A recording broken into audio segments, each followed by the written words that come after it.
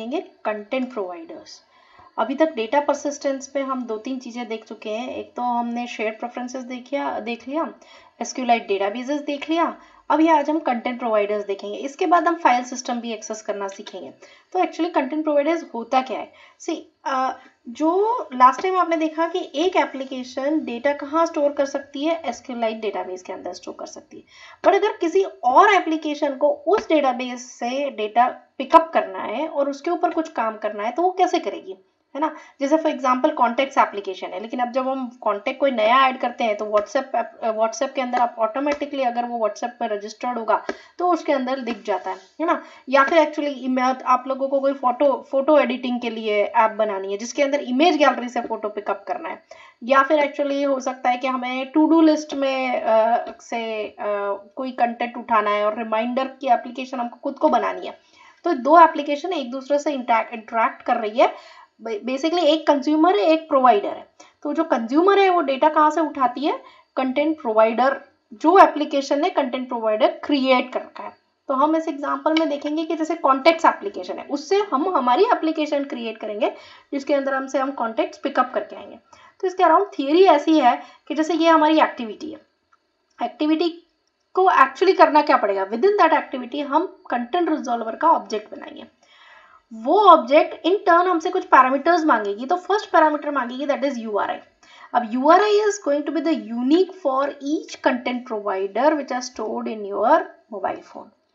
तो content resolver URI के साथ साथ वो मांगेगी कि ठीक है ये तो URI है, मैं पता कर लूंगा कि एक्चुअली कौन से किस कंटेंट प्रोवाइडर से रिलेटेड है। उसके बाद मुझे ये बताओ कि आपको डेटा चाहिए क्या, दैट इज सिलेक्शन, फिर प्रोजेक्शन, और उसके बाद एक्चुअली कोई आर्ग्यूमेंट्स है तो arguments and so on. Basically dot query format है।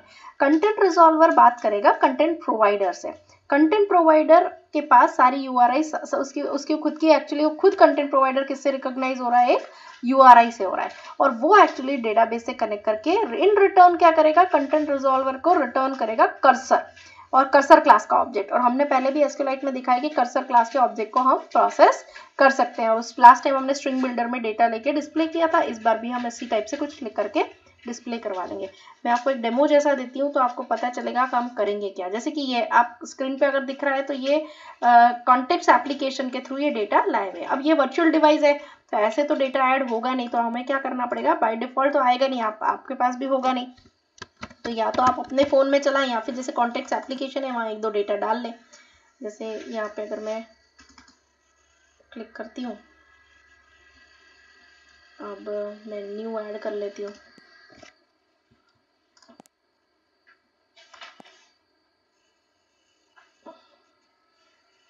ये प्लस, अब मैं यहाँ पे भी सैंपल ऐसा कर देते हैं, यहाँ पे सेव क्लिक कर देते हैं, है ना? अब हमारी एप्लीकेशन यही वाली ओपन करते हैं जो हमारे पास है, कंटेंट प्रोवाइडर। अच्छा ये मैंने दूसरी बना रखी है, वो भी खुल गई, ये भी नहीं है, तो कहाँ गई? इस एप्लीकेशन का नाम जो मैं खोलना चाह रही थी, कंटेंट प्रोवाइडर एग्जाम्पल, तो देख लेते हैं।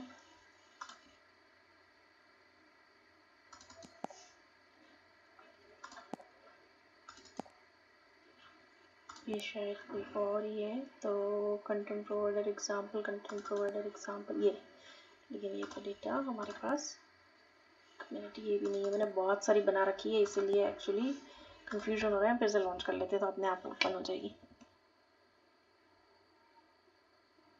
इसी वर्चुअल डिवाइसेस में काफ़ी एप्लीकेशंस क्रिएटेड है। अब ये लॉन्च वापस से हो गई। अब अगर आप देखेंगे तो देखो हमने सैंपल डाला था और ये आ गया, और नीचे कुछ URI जैसा दिख रहा था। और URI देखो कैसा दिखेगा, मैंने यहाँ लॉकेट में भी डाल रखा है तो ये दिखेगा अभी हमको ये URI। तो URI का फॉर्मेट कैसा होता है? कंटेंट कॉलन स्लैश स्लैश, जैसे HTTP कॉलन स्लैश स्लैश होता है ना URL का, ऐसा इसका होता है कंटेंट कॉलन स्लैश स्लैश। ये है अथॉरिटी का नाम। जब कंटेंट प्रोवाइडर क्रिएट करते हैं, सपोज आप एक एप्लीकेशन बना रहे हैं जिसमें आप प्रोवाइडर बनना चाहते हैं, आपने कंटेंट प्रोवाइडर क्रिएट किया, तो उस अथॉरिटी का नाम है। और कौन सा पाथ? ये पाथ है। तो एक्चुअली डेटा फोल्डर के अंदर फोन्स नाम की टेबल बनी हुई है उसके अंदर से हमको पिकअप करना है ना। तो ये इसका URI था, किसका, कॉन्टेक्ट्स एप्लीकेशन का। ऐसा हम भी हमारा URI डिफाइन कर सकते हैं। फिर कोई थर्ड एप्लीकेशन होगी जो हमारी एप्लीकेशन में जो डेटा स्टोर्ड है वो ओपन कर सकती है। तो इसको मैं अब बंद करती हूँ और हमारे नए प्रोजेक्ट को क्रिएट करना हम शुरू करते हैं। GUI में सिर्फ लिस्ट व्यू है तो वो ऐसे ही ले लेते हैं।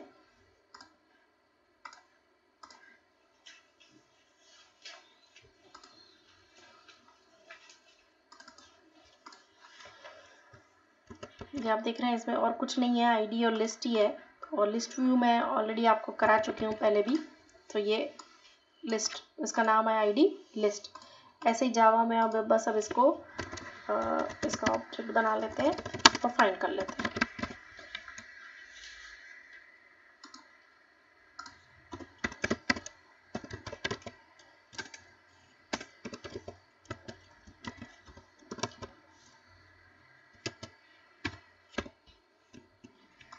अब हमें आगे कंटेंट रिजॉल्वर बनाना पड़ेगा। पहले तो URI फाइंड आउट कर लेते हैं, है ना। तो URI, इसकी जो URI है तो URI क्लास ऑब्जेक्ट बनाना पड़ेगा। अब URI इज इक्वल टू जो हमें, क्योंकि हमें कॉन्टेक्ट्स एप्लीकेशन का चाहिए तो कॉन्ट्रैक्ट्स, ये है प्रोवाइडर हमारा, डॉट कॉमन डेटा। इसके डॉक्यूमेंटेशन में मिल जाएगा आपको, जैसे इमेज गैलरी का अपना एक अलग होगा।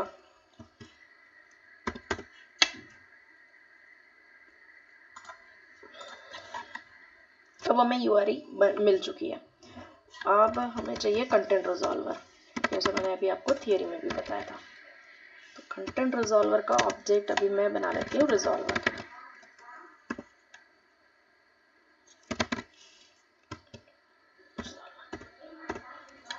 अब जो हमें कंटेंट रिजॉल्वर को देना क्या है ना, तो हमें 3-4 चीज़ें चाहिए। तो इसके पहले हमें एक काम करते हैं, यहाँ पे बना लेते हैं कि हमें क्या क्या देना है। तो एक तो हमें प्रोजेक्शन स्ट्रिंग चाहिए कि हमें क्या क्या चाहिए उसके अंदर से।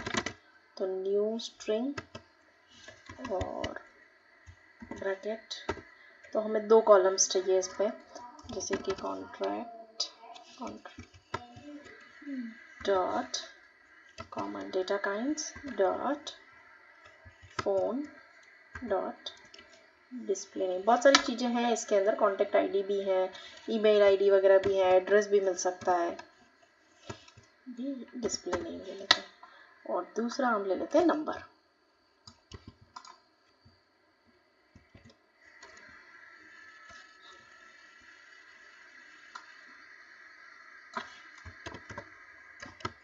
तो ये हो गया हमारा प्रोजेक्शन स्ट्रिंग, है ना।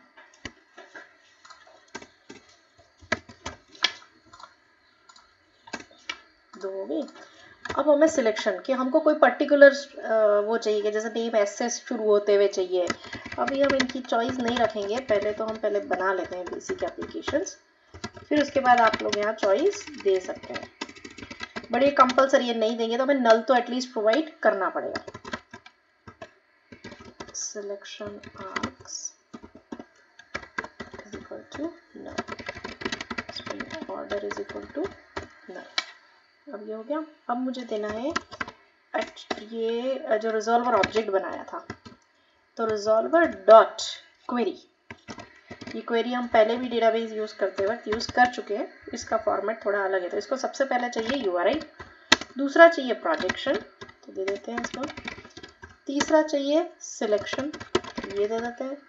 तीसरा चाहिए सिलेक्शन आर्क्स, तो ये भी दे देते हैं। चौथा चाहिए ऑर्डर। ऑर्डर का मतलब होता है किस ऑर्डर में चाहिए, जैसे नेम के सॉर्टेड ऑर्डर में, ऐसा कुछ, है ना।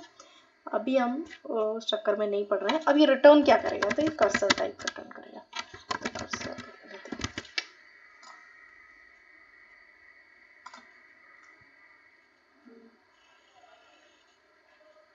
ठीक है। अब हमें एक्चुअली यूज कर लेना चाहिए स्ट्रिंग बिल्डर, क्योंकि वैल्यू किसी न किसी में तो आएगी हमारे पास, है ना। तो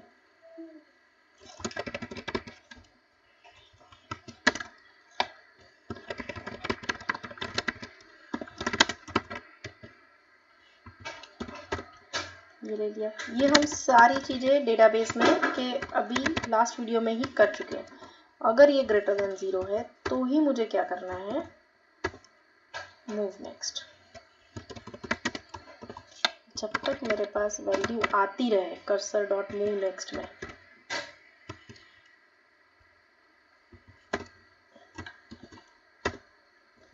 तब तक मुझे स्ट्रिंग बिल्डर के अंदर जो वैल्यू आ रही है वो अपेंड करवाना है। तो स्ट्रिंग बिल्डर डॉट अपेंड, और अपेंड में चाहिए क्या, चाहिए मैंने स्ट्रिंग बिल्डर स्मॉल है ना,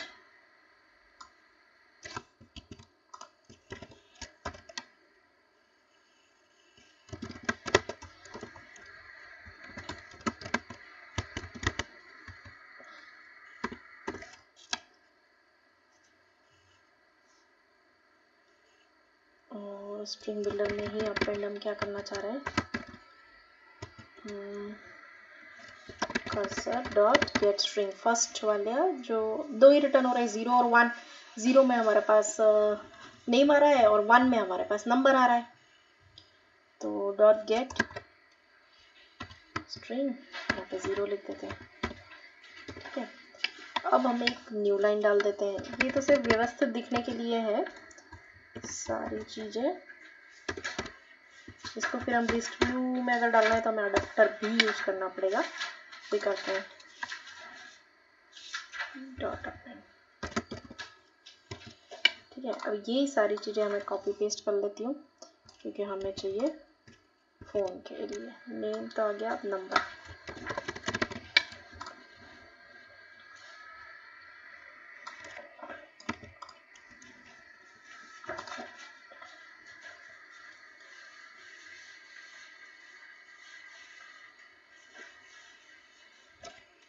अब इसको हम टोस्ट करवा के देख लेते हैं।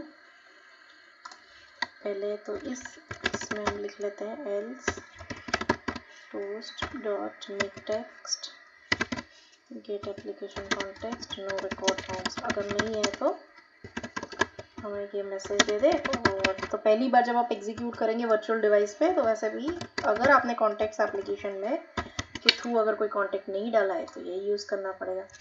और नहीं तो ये पूरा जब वाइल लूप ख़त्म हो जाए तब हमको क्या करना है, अपेंडेड है और यहाँ पे हम स्ट्रिंग बिल्डर डिस्प्ले करवा देते हैं। एक बार एग्जीक्यूट करके देख लेते हैं।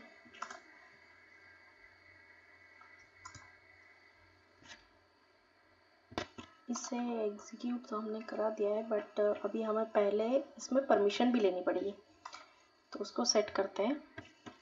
परमिशन का कोड हमें ये रिजॉल्वर चलाने से पहले लिखना पड़ेगा, तो URI वगैरह सेट करने से पहले ही लिख लेते हैं, है ना। तो सबसे पहले हमें काम करते हैं, int p is equal to context compact.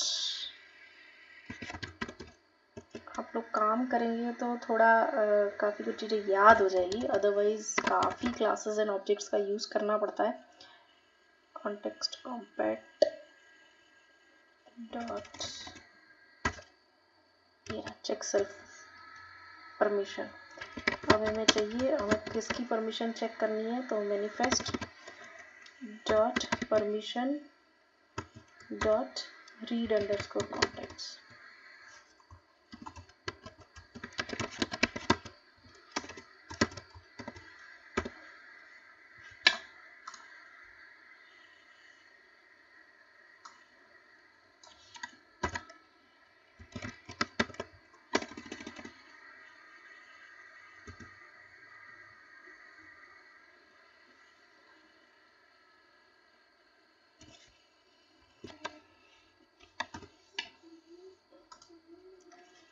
हमने परमिशन ली है।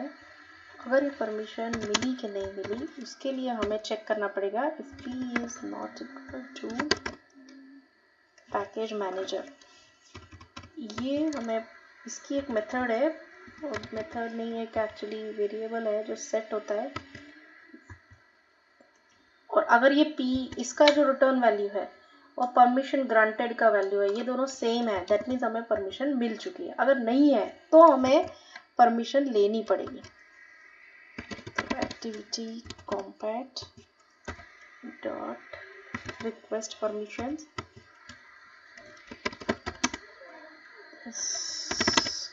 ये फॉर्मेट सबके कॉमन है, मतलब ऐसा नहीं है कि ये सिर्फ हमें कॉन्टेक्ट्स एप्लीकेशन जैसे इंटरनेट यूज़ करना है तो कैमरा यूज़ करना है तो ये कोड कॉमन रहेगा। हमें यूज़ करनी है पहले कॉन्टेक्स्ट कॉम्पैक्ट बेसिकली क्लास, और उसके बाद हमको अगर परमिशन चाहिए तो हमें activity compact dot request permission method use करना पड़ेगा। अब यहाँ पे मल्टीपल परमिशंस भी ले सकते हैं हम एक साथ। अभी हमें किसकी चाहिए, तो रीड कॉन्टेक्ट्स की। तो जैसे अगर राइट भी करना है यहीं से तो राइट की भी लेनी पड़ेगी। ये 0 रिक्वेस्ट कोड चाहिए होता है इसको, तो एक 0 सेट कर देते हैं इसको।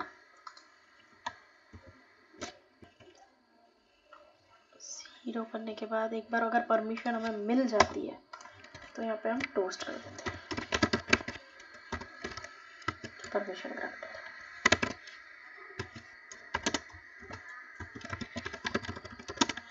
तब हमें पता चलेगा ये परमिशन मिल गई। ये हर बार करेगा भी नहीं क्योंकि हर बार तो क्या है, ये ट्रू हो जाएगा। ट्रू हो जाएगा तो इसको रिक्वेस्ट करनी नहीं पड़ेगी, ये पहली बार ही रिक्वेस्ट करेगा।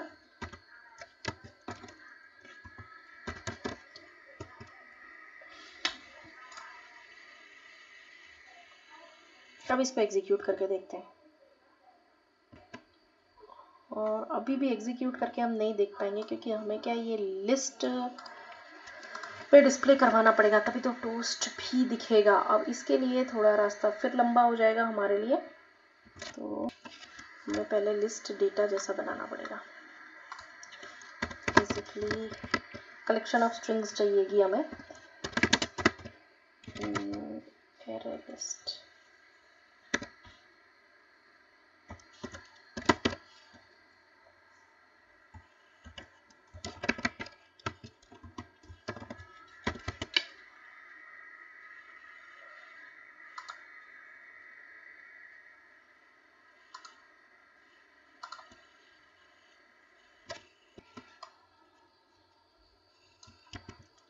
टाइप का ये एरे लिस्ट टाइप का है। एक काम करते हैं, इसको ऊपर ही डिक्लेयर कर देते हैं और यहाँ पे हम डायरेक्ट इसको यूज़ कर लेते हैं। अब इस लिस्ट डेटा में हमें वैल्यूज़ डालनी पड़ेगी, तो जब हम स्ट्रिंग बिल्डर में ऐड कर रहे हैं तभी कोशिश करें। तो जब मैंने ये अपेंड कर दिया, ये अपेंड कर दिया, इसके बाद ही उसी रिकॉर्ड के साथ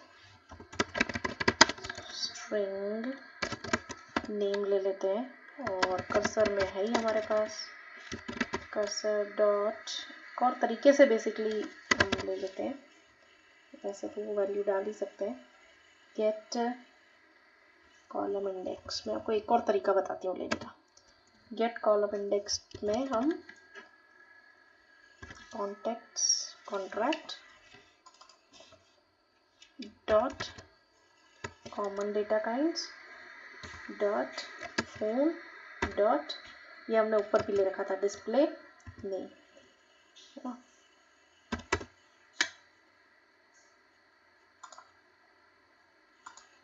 इसी को मैं करती हूँ अब नंबर।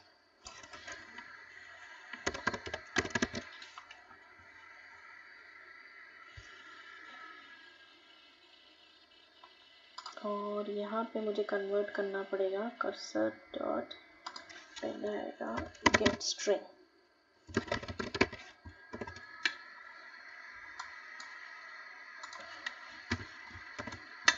ऊपर भी हमने गेट स्ट्रिंग लिया, लेकिन यहाँ पे हमने कॉलम इंडेक्स दिया हुआ है। यहाँ पे मैं देने की कोशिश कर रही हूँ column name, just to understand कि ऐसे दो अलग अलग मेथड्स होते हैं। देखते हैं,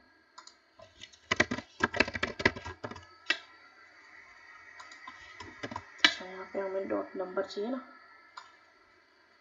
डॉट नंबर।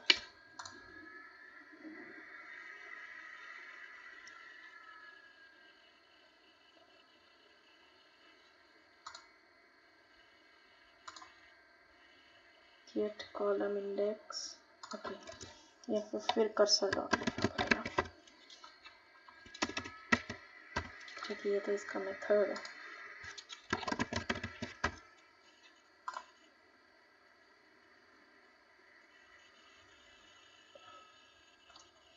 काम करते हैं ऐसे, इसको एनोटेट कर देते हैं रेंज से सप्रेस करने के लिए, जो जैसे हमें सजेस्ट कर रहा है वो। अभी भी हमारा काम खत्म नहीं हुआ, अभी तो इसमें वैल्यूज एरे लिस्ट में ऐड हुई, मतलब नेम और नंबर हमारे पास आए हैं। अब हमें करना है इसको एक स्ट्रिंग बना लेते हैं, स्ट्रिंग न्यू स्ट्रिंग बना लेते हैं। Full contact is equal to name plus slash n plus number, ठीक है। एक सिक्स आप चाहो तो एक लाइन में भी लिख सकते हो। और अब हम कर देते हैं लिस्ट डेटा में ये ऐड, तो डॉट ऐड, और ये फुल कॉन्टेक्ट ऐड हो जाएगा। तो जितने भी कॉन्टेक्ट्स आएंगे एक के बाद एक ये ऐड हो जाएंगे। पर अभी भी आपको पता है कि हमारा काम खत्म नहीं हुआ है, अभी तो हमें अडेप्टर बनाना है और लिस्ट व्यू के ऊपर अडेप्टर पे कोई ये देना पड़ेगा, तब जाके लिस्ट व्यू पे वो अडेप्टर सेट होगा। तो अडेप्टर बनाते हैं, इसका काम खत्म हो जाने के बाद बना लेते हैं, या फिर अडेप्टर हम पहले ही बना लेते हैं जब हमने ये करा था, या फिर हम नीचे ही बना लेते हैं जब हमने ये फुल कॉन्टेक्ट वगैरह सब ऐड कर दिया। टोस्ट बना दिया, टोस्ट बनाने से पहले ही हमें एक काम करें, स्ट्रिंग बिल्डर ये डिस्प्ले करा लेते हैं और इसके बाद अरे का काम करा लेते हैं, अरे अडेप्टर का काम करा लेते हैं। अरे अडेप्टर, क्योंकि स्टूडेंट इन सब चीज़ों के लिए मतलब there are variety of alternates, ये आपको समझ में आ रहा होगा। और मुझे चाहिए किसका, अरे अडेप्टर स्ट्रिंग। अगर आपको इसमें कहीं डाउट हो अरे अडेप्टर और लिस्ट व्यू में, तो आप लोग जो जिस वीडियो में मैंने लिस्ट व्यू बता रखा है वो आप जाकर देख सकते हैं कि हमें लिस्ट व्यू में डिस्प्ले करवाने के लिए अरे अडेप्टर चाहिए बीच में। स्ट्रिंग दिस कॉमा लेआउट चाहिएगा,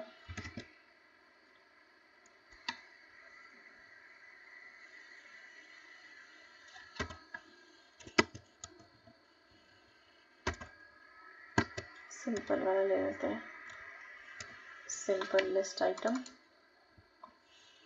और आखिरी में हमें ये देना पड़ेगा कि कौन से अरे को आप डिस्प्ले करवाना चाह रहे हैं। अब ये जो अरे अडेप्टर बनाया हमें, उसको हमें लिस्ट के ऊपर सेट करना है, जो हमने लिस्ट व्यू बनाया था उसके ऊपर।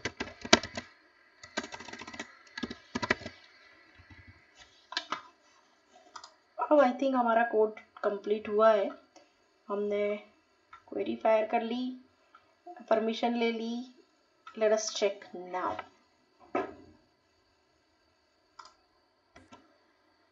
तो ये देखिए, ये मुझे पूछ रहा है allow content provider to access content, allow कर देते हैं।